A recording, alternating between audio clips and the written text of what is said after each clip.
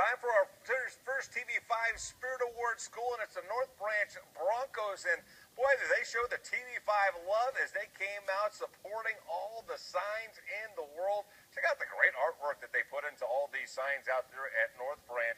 And of course, the TV5, the cheerleaders also had some love for TV5 as well.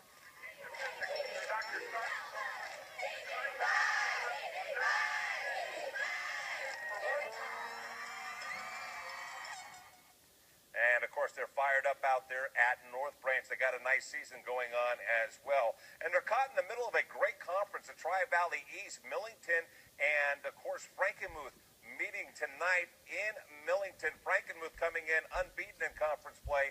Millington at one loss. And here it is here with Millington's Colton Siebert losing the ball here. Recovered by Jack Ventengruber for the Eagles. That leads to a touchdown run here by Brian Stearns as he goes in for the score, making it 13-0 in favor of the Eagles. Next possession, Nick Bolk connects with Josh Strange for a TD.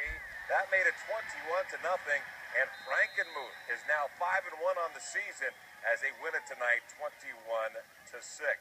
Of course, just a couple of weeks ago, Frankenmuth and North Branch tangled in a very competitive game with Muth winning that one. But tonight, Patrick Forster from North Branch joins us here on the fifth quarter. And, Coach, welcome to the show. Thanks, guys. It's a pleasure to be here. I really appreciate you guys coming out and getting some shots of our game tonight. Hey, Coach, you're off to a 5-1 start right now. The Broncos are playing very, very well. You played an explosive game tonight against Bridgeport. Tell us a little bit about that contest. Yeah, well, we came in there. We knew they could really be explosive offensively, and they showed that, especially with Brian Burton tonight, their senior running back. You know, he carried the ball 19 times for 245 yards and 5 touchdowns on us. A lot of them coming a little bit late in the game, but, my kids really, stepped up. Our main back, Doug Steichleather, he had a little bursitis in his knee tendonitis, so we kind of helped him out tonight. And we just got production from 3 other guys. We had 3 kids rush for over 100 yards plus each. Aaron Freeland had 139 yards, 2 touchdowns. Gabe Wells, 129 and 3. And Jared Freeland, Aaron's little brother, also topped the 100-yard mark at 103 yards and 3 touchdowns. So we were moving the ball real nice offensively, and we were comfortable with what we did there.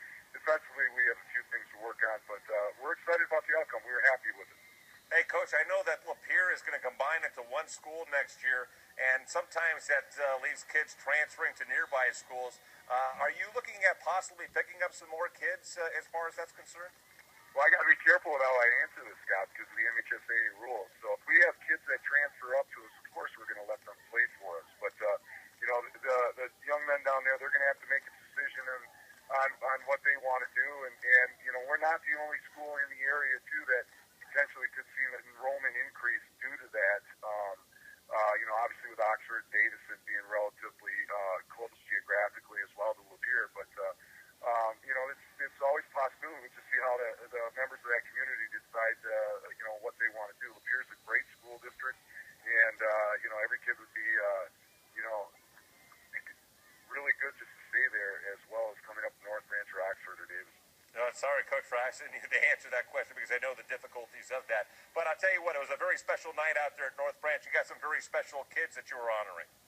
Yeah, we did. We have 2 kids. My varsity players actually started texting me last week or the week before about this. And we have a young man in our high school, Chris Hodges, and he's a special needs student that we have. And down in our elementary school, Jackson Baxton. Jackson's the son of one of our biology teacher, Brent Baxton, who I coached with for about 6 or 7 years when I was just an assistant here.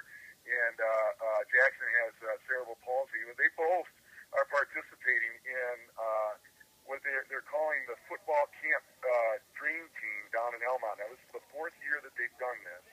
And assistant coach to Jeremy Furman down there, Raul Metamoris, and Coach, I hope I got his name right there, but he's done this for a couple of years to benefit the Elmont Special Education Department, and those kids get to go down there. They get 3 different Saturdays of training, and then they get to play under the lights on October 27th down there. So my kids came up with the idea completely independent of me or any of my assistant coaches, and asked if they could walk us out of what we call it the stable, our locker room there by the field. And then another kid said, well, why don't we make them our honorary captain? extremely proud of my kids for coming up with something like that. Coach Forster, thank you very much for joining us here in the fifth quarter. Thank you very much for having me. I appreciate it, Scott. All right, we got more of the Schaefer Beer Line fifth quarter, but first we got this much-needed timeout.